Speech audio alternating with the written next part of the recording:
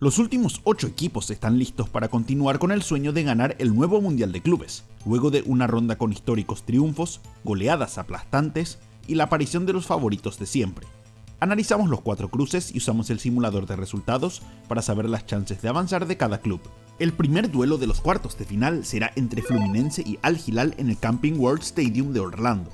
Fluminense sorprendió al mundo eliminando al Inter de Milán, vicecampeón de la Champions League, ganando el partido por 2-0 con goles de Germán Cano y Hércules.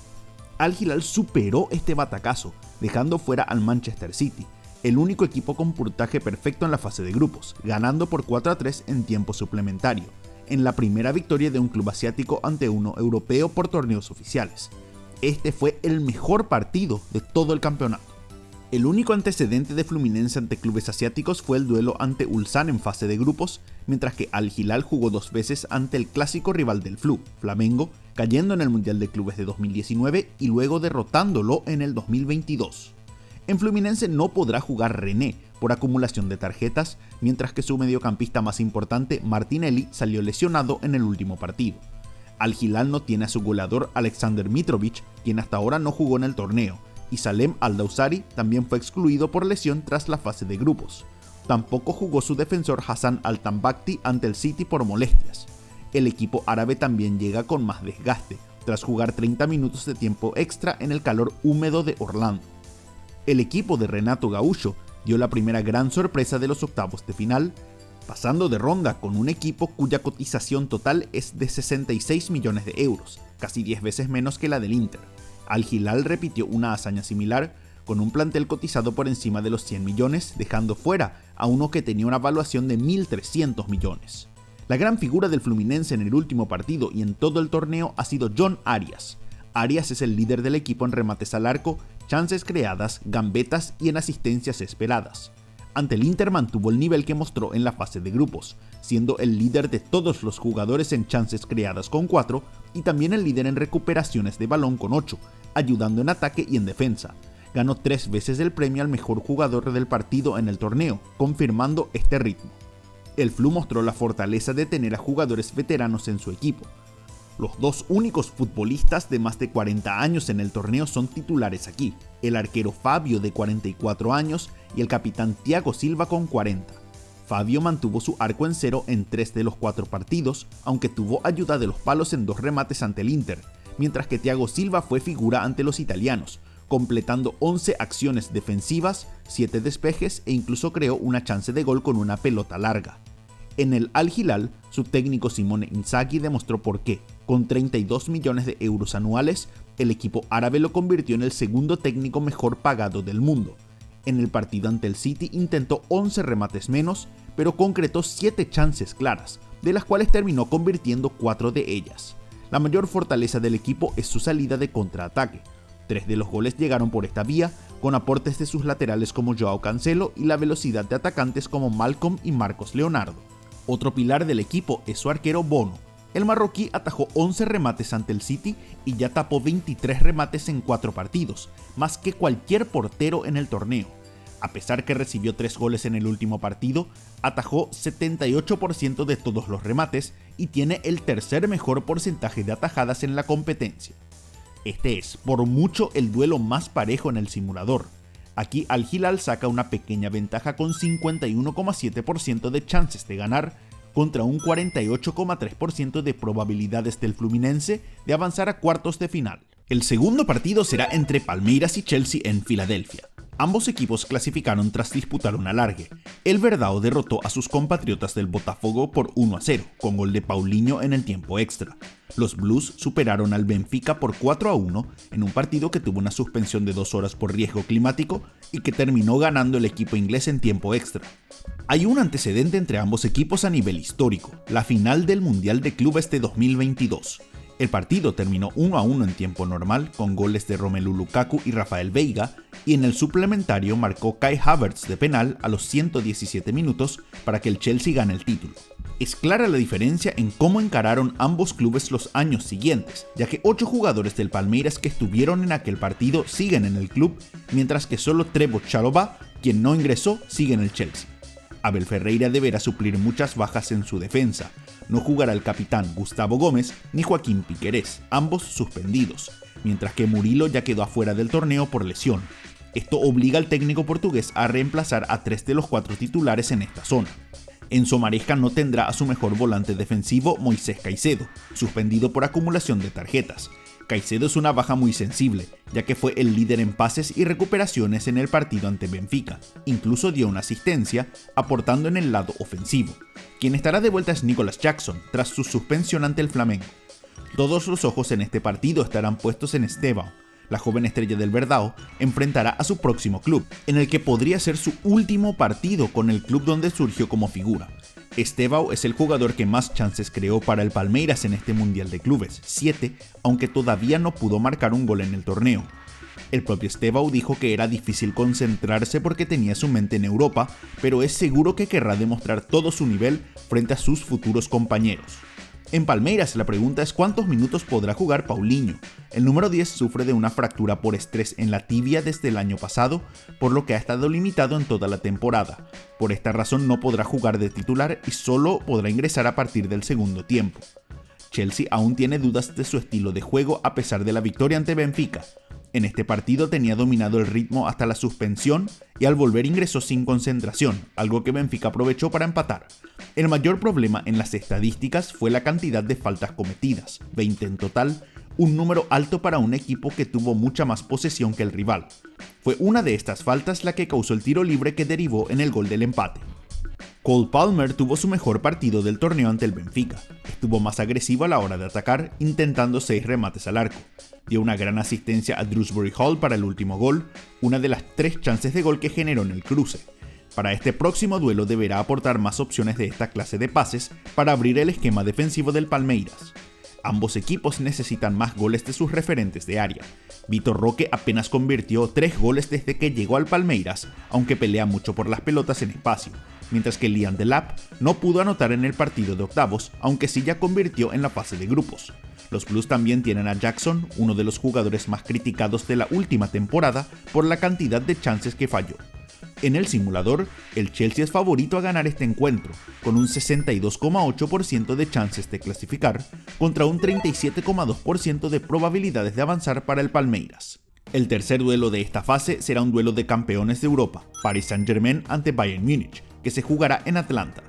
El PSG clasificó tras apabullar al Inter Miami por 4-0, en un partido que ya estaba liquidado en el primer tiempo. El Bayern también anotó 4 goles, derrotando por 4-2 al Flamengo en un partido muy disputado en toda la cancha. Este es un duelo histórico a nivel de cruces europeos, ya que el Bayern es junto al Barcelona el rival al cual más veces ha enfrentado el PSG por competencias continentales. En total se enfrentaron en 14 ocasiones por la Champions League, con 6 triunfos del equipo francés y 8 del alemán sin ningún empate.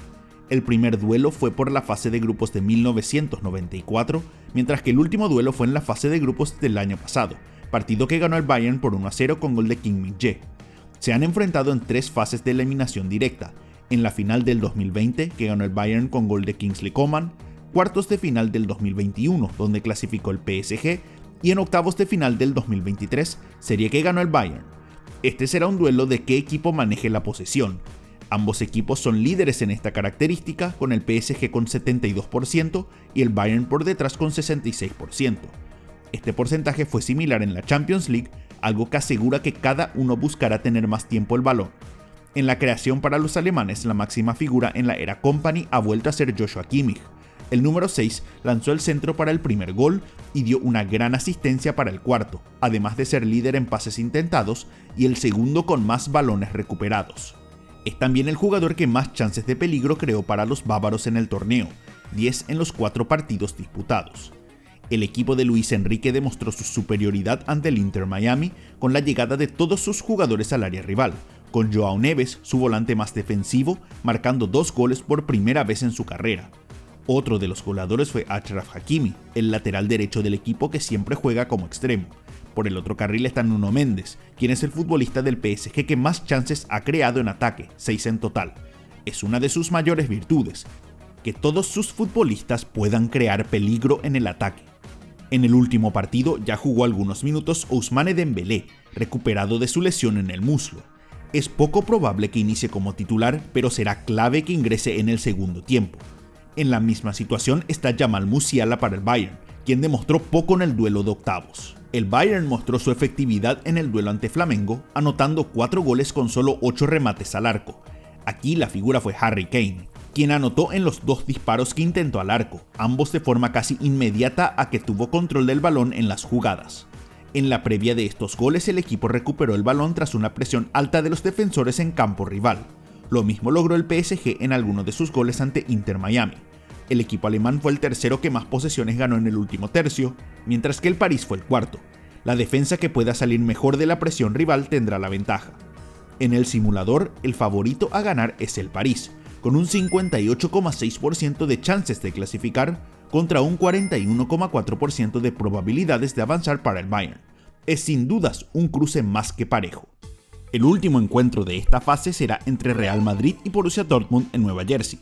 El equipo merengue clasificó derrotando por 1-0 a la Juventus con gol de Gonzalo García, la revelación madridista en este torneo. El Dortmund clasificó ganando su partido ante Monterrey por 2-1, duelo que empezó ganando de forma cómoda, pero donde terminó sufriendo y hasta haciendo tiempo para que todo termine. Este duelo se volvió mucho más común desde hace 15 años atrás.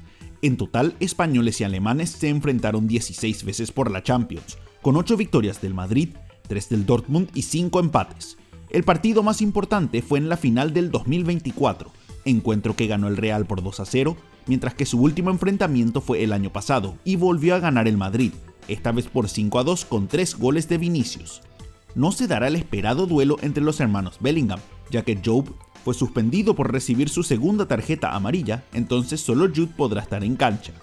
El Madrid tuvo su mejor rendimiento del torneo en el segundo tiempo ante Juventus. Aquí el equipo intentó 13 remates al arco y llegó con profundidad al área de los italianos. Son las primeras muestras de la dinámica que quiere implementar Xabi Alonso en su paso por el club. En el esquema de Xavi ha sido clave el aporte de Federico Valverde, quien ahora es el capitán. El uruguayo ya convirtió 2 goles en el torneo y está muy involucrado en los ataques. Fue el líder en remates al arco ante la Juventus con 6, entre disparos de larga distancia e incluso una pirueta en el área. Si mantiene este nuevo rol en la temporada, podría romper sus marcas personales de goles convertidos. Alonso dijo que tener a Valverde le hacía la vida más fácil. Otra de las claves ha sido la efectividad de García frente al arco.